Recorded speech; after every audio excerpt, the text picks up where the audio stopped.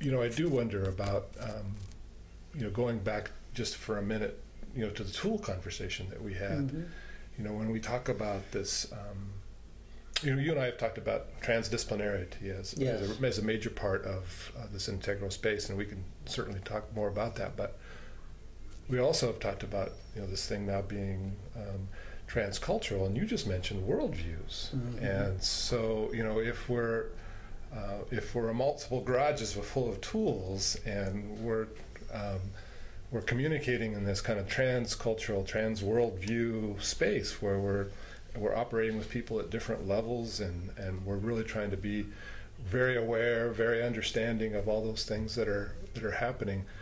Do you think we might also have to become tool makers in a way of reshaping and reforming what we have to solve new problems that maybe they've always existed, we just didn't know they existed until we all come together? Hey, you don't need a screwdriver unless you got a screw. Yeah. But in any case, one of the things that you have to respect Ken Wilber's work about is he's part of this tradition of trying to bridge the gap between multiple cultures, between the Eastern and Western philosophical perspectives in particular. And so how do we bridge or find ways of relating and connecting with those kinds of differences? He offers an integral model, which I think could be and has been called by Mark Edwards and others a meta model. And a meta model is in effect a model of models, if you will, mm-hmm. or a map of maps, or a theory of theories. Transdisciplinarity is more than just the conceptual model, and integral has qualities like this as well, from Ken Wilber's work and others, because transdisciplinarity basically says that when you've got A and B, and A is not B. That's the traditional scientific way of looking at things. You got A is A, B is B, A is not B. Right. Transdisciplinarity is saying there is a position that you can take that includes and embraces both A and B, to have them become one, in effect, to transcend that A and B to some new position that allows you to embrace them both, to engage them both, to work with them both. Integral approaches must be transdisciplinary in their application.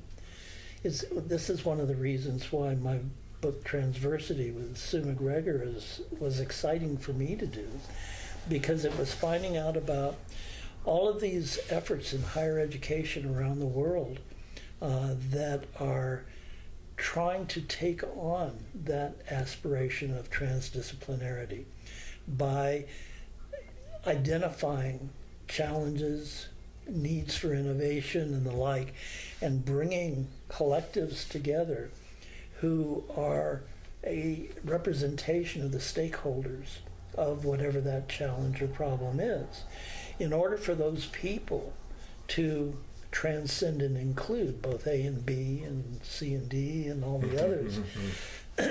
They've got to find a way of engaging that allows for that.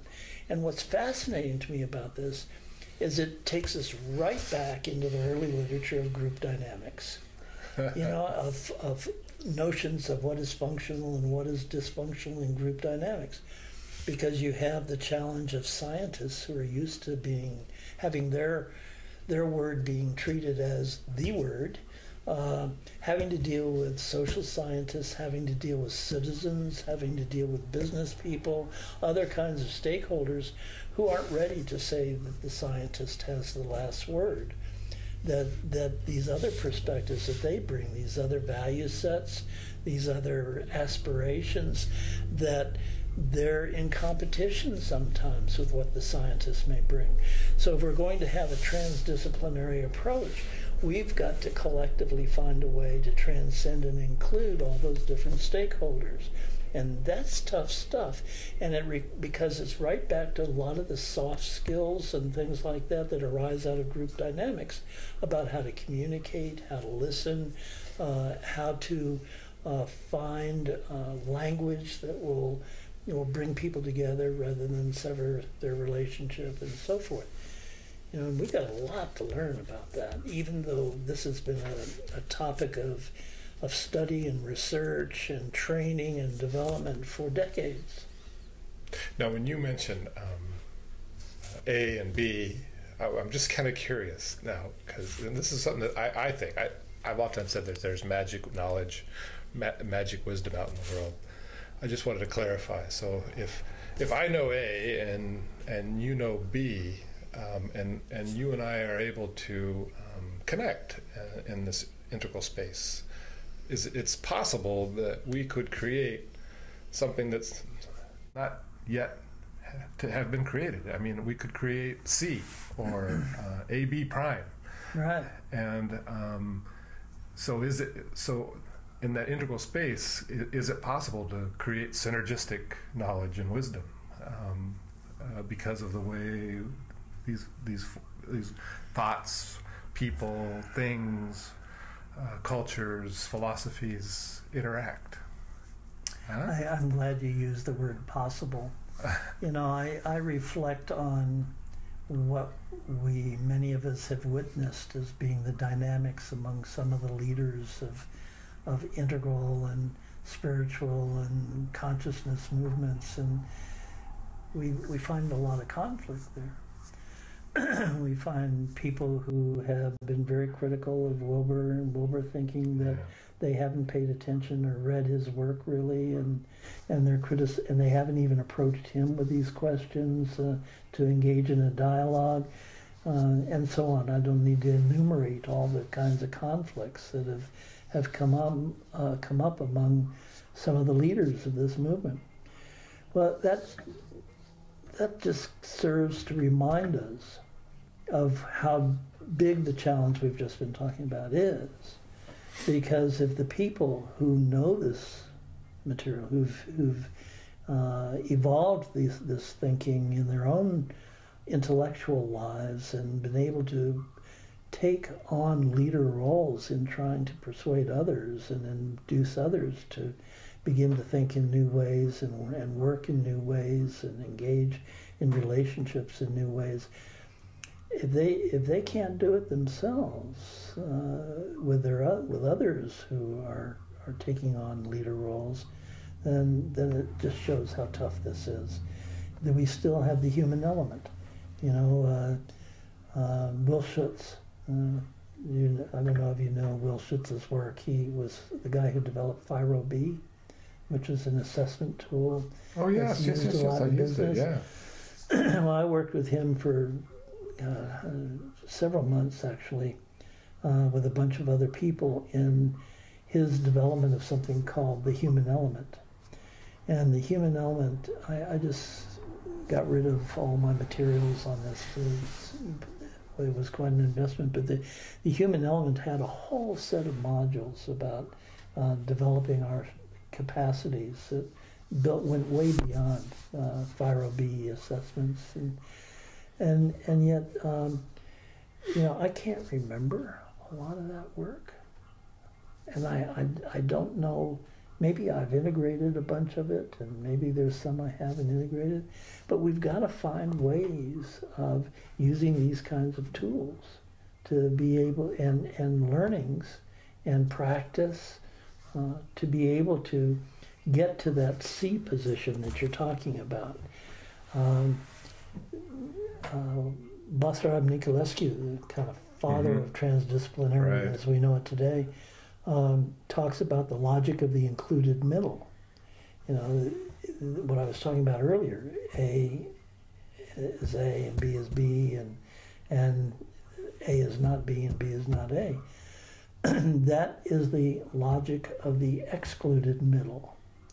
And the logic of the included middle is that there is a space between them where they are both there. So how do we find that? How do we articulate it? How do we work with each other on evolving it? These are the kinds of challenges we're faced with.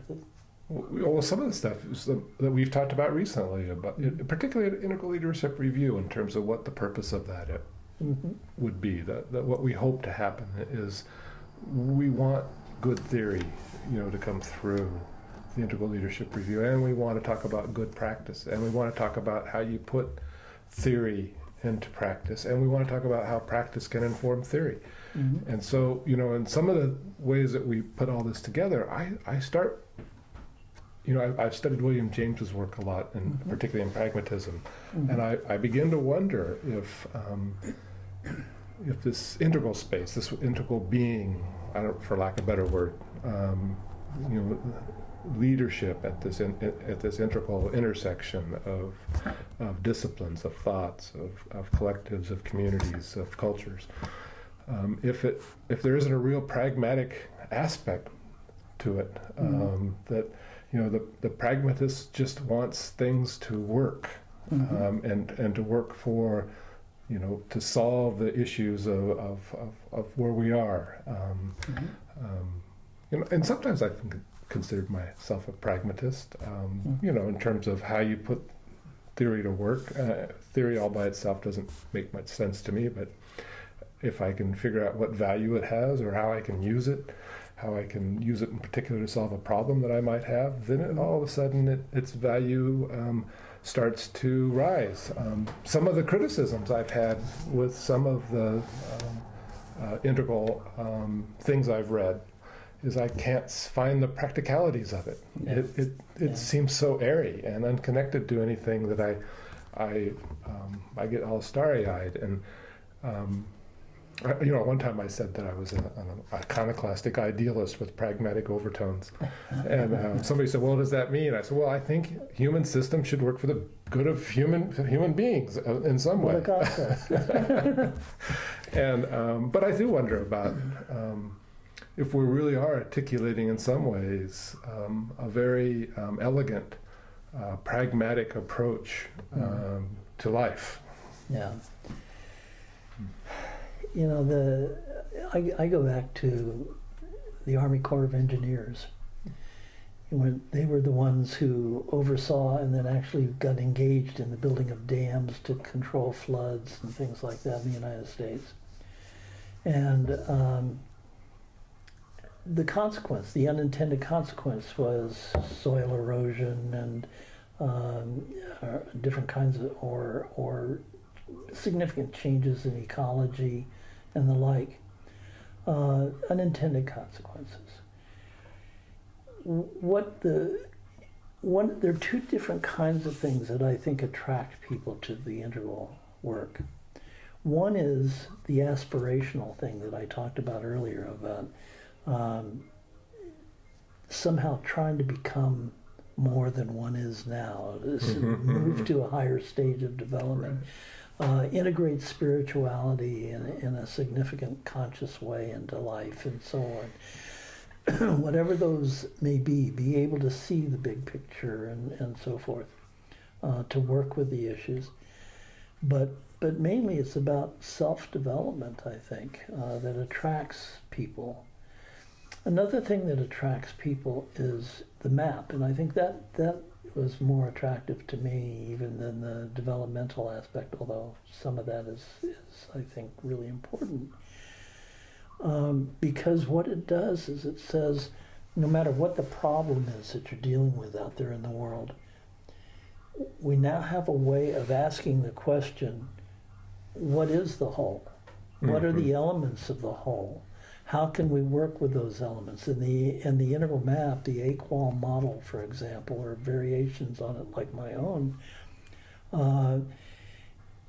give us that kind of a lens to look at whatever the issue is we're concerned about, so that, for example, we can talk about whether this is something that we can observe and measure or not, whether it's about individuals or collectives, and of course the answer is yes and. It's both and, for all of those things. But it's also about the lines of development.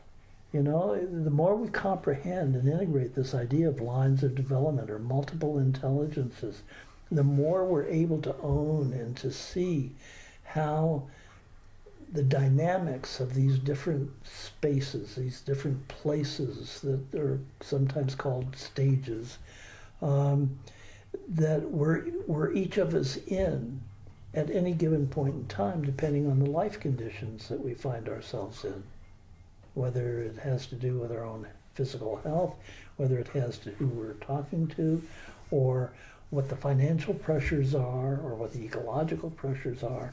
These life conditions influence where we are at any given moment. So if we're going to be looking at a problem in the world, we don't just look at what's observed and what's not observed, and whether it's individual and collective, but how does this show up cognitively? How does it show up emotionally? How does it show up spiritually, and so on? Kinesthetically, musically, I mean, whatever those lines are. So we can talk about the lines and the different developmental aspects of the lines. The idea of states is a useful one in terms of recognizing that at any given point in time, where I'm going to be in relation to any of these issues is going to be potentially the product of a particular state of being, of contentment, of spiritual enlightenment, or whatever that state might be, of emotional confusion because of a relationship, all of those different kinds of things. And then there's the whole area of types that has been so little addressed in the integral world, I think.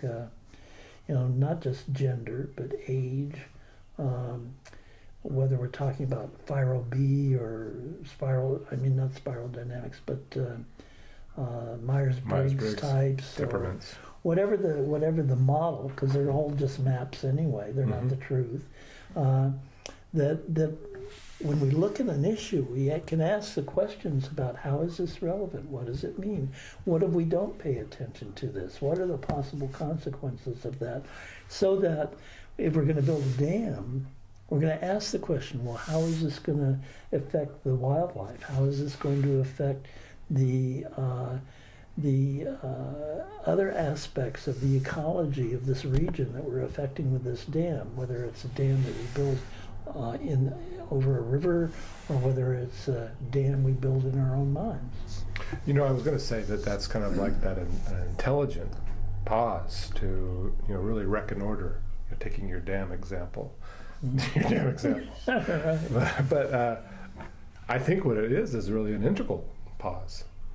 To really assess it from a holistic, from the Gestalt of in a project such as how that is going to impact the ecology. I saw that in community development all the time when we were working, and particularly working in the small rural communities where, you're familiar with Myers-Briggs typology, so. There really was, depending on your type, just going, with kind of what you brought up here. If I'm a guardian or an SJ type, I see the world. I have a tendency, a preference of seeing the world in a certain way. Yeah. And if everyone at the table has that same preference, then we could create blind spots. Yes. A perfect example. We were having a meeting where we were a pretty type-alike group, and we were intuitive thinkers, rationals, and we had a high school girl that was there kind of interning, kind of as part of the process, and she's gonna have been an FP. And we were just kind of we were really we were creating these elaborate ways to go about that, and all of a sudden she had all she could take. And she said, "Why don't you just ask them?" I mean, so the point is that again, I think taking that mature process is sitting down and being unafraid to ask the right questions, the appropriate questions for what's going on. And I think that integral aspect, if I heard you right, is really taking into account the states, the lines, the whole, looking at the map for what it can reveal to us about this whole. I mean, we have the map in front of us. Can we read it? Yeah, and how because after all, the map's pretty high level.